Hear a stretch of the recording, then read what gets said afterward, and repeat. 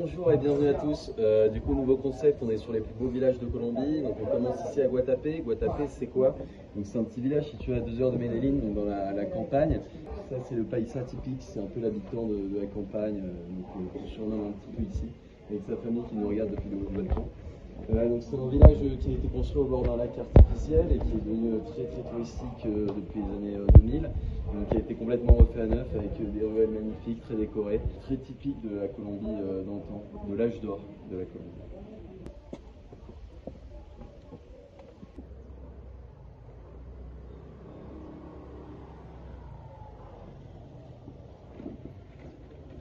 Alors, dans le village, il y a plein de motos et surtout il y a des fresques sur les murs qui représentent des motos et non des gros rageux. Ici, c'est Yamaha, KTM, allez vous faire foutre. Footix.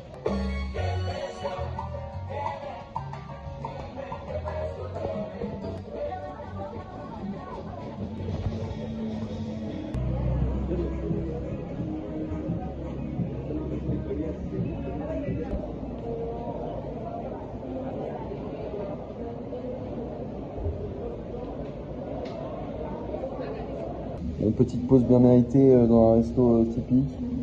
C'est tout à fait intéressant, sauf que c'est vegan, c'est une grande particularité pour la Colombie. Donc ils mettent de la viande à peu près dans tous leurs plats.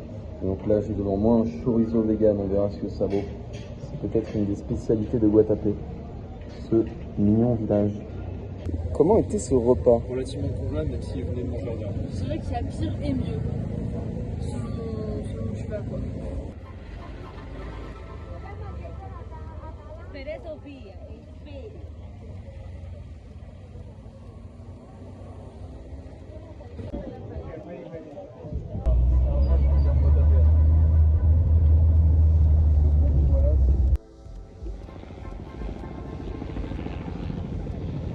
Ok, top.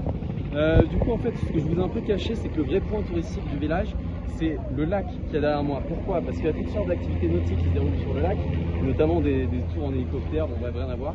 En fait, c'est un lac qui a été construit par les autorités colombiennes pour subvenir aux besoins d'électricité de la ville de Medellín dans les années 70.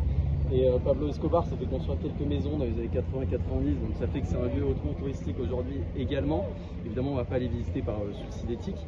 Et en fait, le village allié au lac rencontre un troisième point important naturel, qui est la magnifique pierre derrière, qui s'appelle la Piedra de Guatapé. Et du coup, on va pas tarder à monter.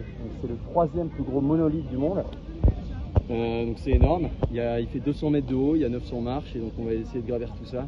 Mais là, vu notre état physique, à mon avis, on va mettre quelques heures. C'est en courant, mais c'est compliqué.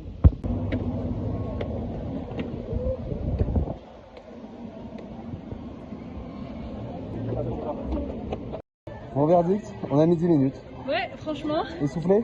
un peu, Ça se voit. mais pas autant que je pensais. Content. Et toi? Je peux pas parler.